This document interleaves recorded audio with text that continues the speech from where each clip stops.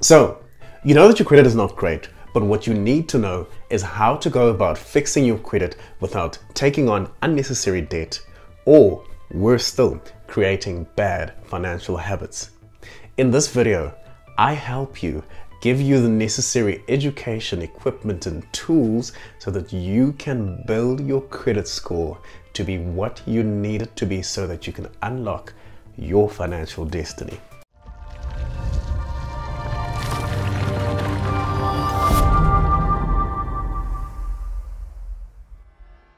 Hello and welcome to my channel. My name is Nyiko and I'm all about personal finance and entrepreneurship.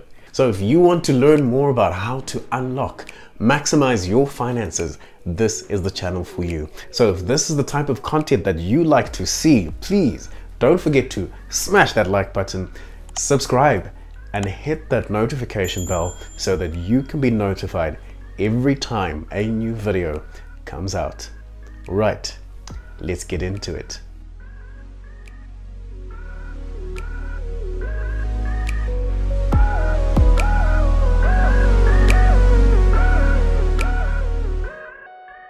Hello and welcome to part 2 of Start to Fix Your Credit Now Fast, the Bootcamp edition. This is what we covered in part 1 of the video, so if you haven't already checked out that video, please go and check it out now. The next step towards repairing your credit score is to check your credit limits. If you watch my video, this is how they calculate your credit score. You'll remember that one of the parameters that the credit bureaus look at is how you interact with your credit relative to your credit limit. If you have regularly been carrying over more than 30% of your credit limit across into a new monthly cycle, you need to stop this habit quickly. You need to, as soon as possible, pay down this facility to below 30% and try your best to never exceed this threshold again. Moreover, you need to look at all of your credit facilities that have a credit limit and try to bring these limits down to below 30%.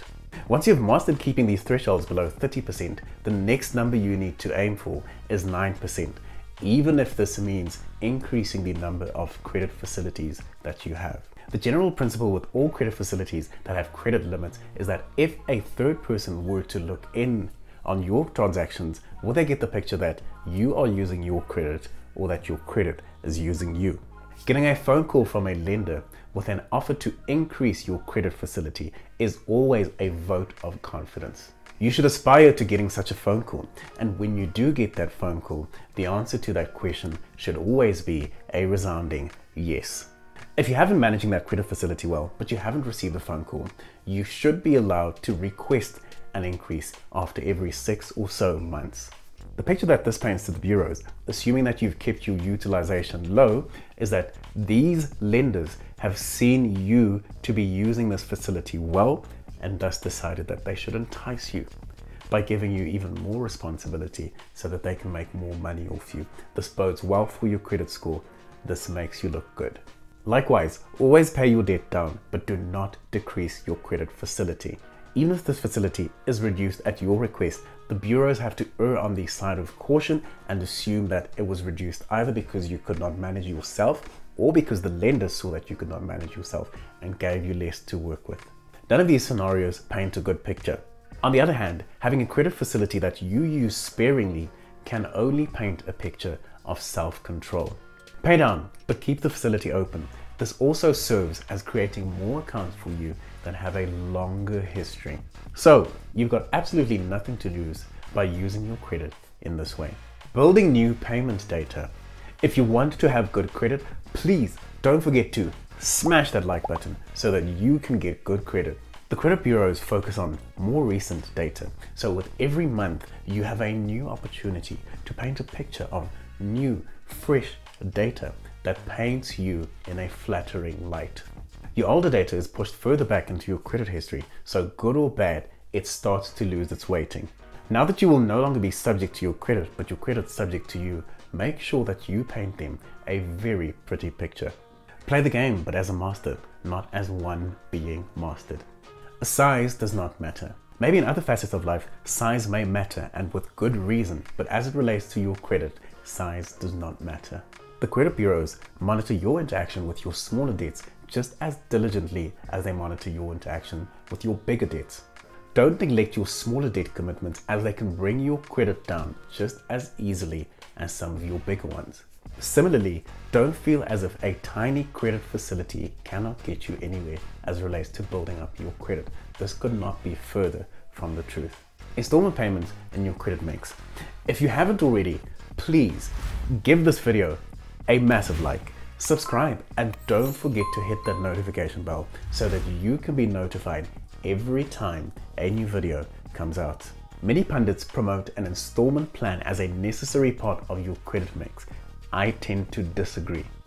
Having a variety of credit does bode well for your credit score, but is not worth doing if the only reason that you are doing it is because you have been told you should and that it's good for your credit score. If it does not serve your financial plan, you can do without it. If you do diversify your credit mix, try to make sure that you are always adding value to your financial plan. I'm going to repeat this for good measure. You can have good credit without taking on unnecessary debt. If anything, your credit will be good because you did not take on unnecessary debt. Fix errors on your report. While tens of millions of people have errors on their report, going about getting this corrected can be a mammoth task. So check things like your payment history, your address, your previous addresses, your contact details, your previous contact details, your employer, your previous employers. Make sure that all of this is accurate, because all of these little elements count. If this information is not correct, try your best to get it corrected as soon as possible. Understand that you are the only one on your team. If you haven't already, please smash that like button for the YouTube algorithm. I will greatly appreciate it. The banks are generally not interested in you having an excellent credit score, because generally they make less money off you in that way. Debt counselors as well. Debt counselors are also waiting for your credit to find itself in a state of disrepair so that they can make money off your situation. Follow these 3 steps and you will succeed with your credit journey. Step 1, learn the rules of the credit game. Step 2, stay out of non-income generating debt. Step 3, master yourself. All 3 of these steps rest squarely on your shoulders. Do not try to make them somebody else's responsibility. In conclusion, master yourself. Assets should make you money in real time, as in income minus expenses equals a positive number. Stop buying assets and calling them liabilities just because this is how your middle class teachers taught you how to do it. For every non-income generating debt that appears on your credit profile, you need to have a cash equivalent invested into some kind of investment account so that you're able to settle the debt at any time. If you do not have the cash equivalent invested somewhere, this should be some kind of asset finance, and you should make sure that you're never upside down on this loan. In other words, you should at any time be able to trade in the asset and be able to settle your liability with the bank without having a shortfall. A similar principle applies for income generating debt. At any given time, if anything goes wrong, you need to have set aside 6 months worth of installments in case something goes wrong. I talk more about this principle in my video, 3 things that you need before investing in property. Your credit report needs to be more of a painting that you paint to the credit bureaus and ultimately lenders so that you can get what you want for your financial plan. This should not be a register of your exposure to debt. Otherwise, you are not in control. If you've watched till this far, thank you so much for watching my video. If you still haven't subscribed, please smash that like button, subscribe, and hit that notification bell so that you can be notified every time a new video comes out. Good luck with your credit journey, and cheers. So I've been running my financial planning practice for about 8 years now. So I've been thoroughly exposed to all the methods that work and all the methods that don't work. And as an extension of this YouTube channel, I've also now started to consult one-on-one, helping you with wealth coaching. We talk everything from credit, how to speak to your banks, buying cars, property investment, everything you need to know so that you can achieve financial freedom successfully. If you want to get in touch and schedule a consultation, contact me via the email provided in the description.